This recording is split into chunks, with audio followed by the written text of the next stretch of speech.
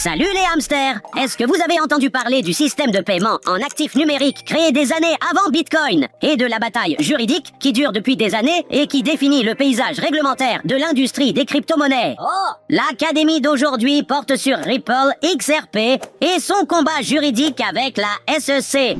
Aujourd'hui, nous explorons l'histoire fascinante de la création de l'une des principales crypto-monnaies existantes et nous découvrons pourquoi sa bataille juridique en cours est quelque chose que vous devez connaître. Outcome of one highly publicized court case between the SEC and crypto company Ripple. We can't control that now. The judge, will make the decision when she makes the decision. We see Ripple down a little bit today. It did really rise after this news. Un jour, plus précisément en 2004, Ryan Fugger a élaboré les concepts technologiques à l'origine de Ripple. Pour ceux qui suivent, Ripple a précédé Bitcoin de quelques années. Le programmeur canadien a ensuite lancé Ripple Pay, qui était censé offrir des options de paiement sécurisées à une communauté en ligne. Cependant, pour la plupart des gens, l'histoire du XRP a commencé au début des années 2010. 6 ans plus tard, en pleine ascension du roulement de tambour, s'il vous plaît, et oui, vous l'avez deviné, du Bitcoin. À cette époque, 3 innovateurs, David Schwartz, Jed McCaleb et Arthur Brito, se sont lancés dans une quête pour redéfinir les paiements numériques.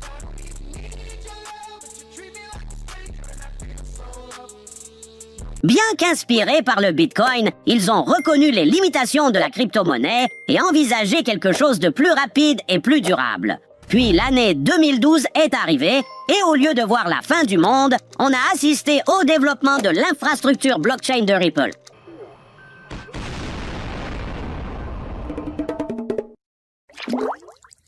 Ripple. C'est à ce moment-là que le projet a gagné plus d'attention avec l'arrivée de Chris Larsen. Alors, les gars, comment vous pensez que Ripple était initialement appelé? Des idées? Bon, voici les options. New Coin, True Gen ou Ripple Coin.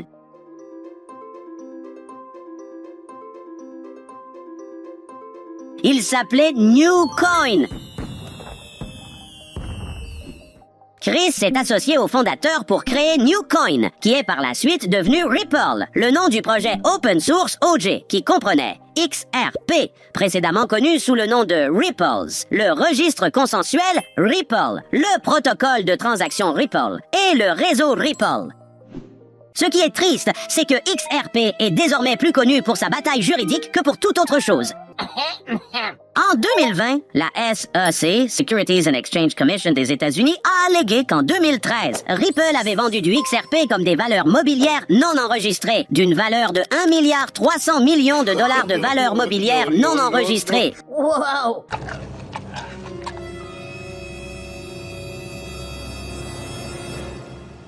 Cette affaire est plus importante que celle du Ripple. Elle est devenue déterminante pour la réglementation de l'industrie des crypto-monnaies. Dans cette saga en pleine évolution, la contestation de la SEC était centrée sur le fait que Ripple n'avait pas déposé de documents d'enregistrement, une exigence pour les entreprises cherchant à lever des capitaux auprès d'investisseurs publics. Le régulateur a accusé Ripple de maintenir un vide d'informations et de ne divulguer que les informations jugées nécessaires. Ripple a ensuite contesté cette accusation. Cependant, ça n'a pas été sans conséquences. Après la plainte le 21 décembre, il n'a fallu que 7 jours pour que Coinbase, la principale plateforme d'échange de crypto-monnaies, retire XRP de la liste. Comme on pouvait s'y attendre, ça a instillé un peu de peur dans le cœur des fervents de la crypto-monnaie.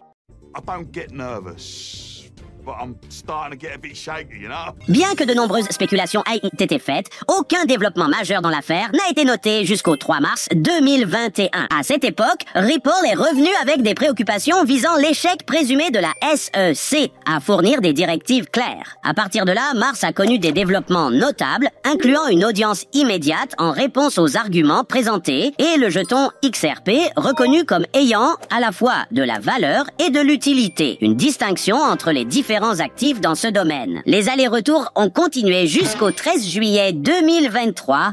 Oui, il y a juste un an. À ce moment précis, le tribunal du district sud de New York a statué que le XRP, et par extension toutes les crypto-monnaies, n'étaient pas considérés comme des valeurs mobilières lorsqu'ils étaient vendus sur des échanges au public. Cependant, les tribunaux ont jugé que le XRP était une valeur mobilière lorsqu'il était commercialisé auprès des investisseurs institutionnels, soulignant le paysage réglementaire complexe dans lequel naviguent les crypto-monnaies. Après ça, Coinbase a réintégré la crypto-monnaie. Le monde a assisté à un tournant encore plus important en octobre 2023 lorsque la SEC a abandonné les accusations contre Brad Garlinghouse et Christian Larsen. La réponse de Brad était Ripple 3 et SEC 0. La chose est que ce n'était pas terminé. La SEC a continué à pousser pour que la société paie 2 milliards de dollars d'amende. We've got to have money.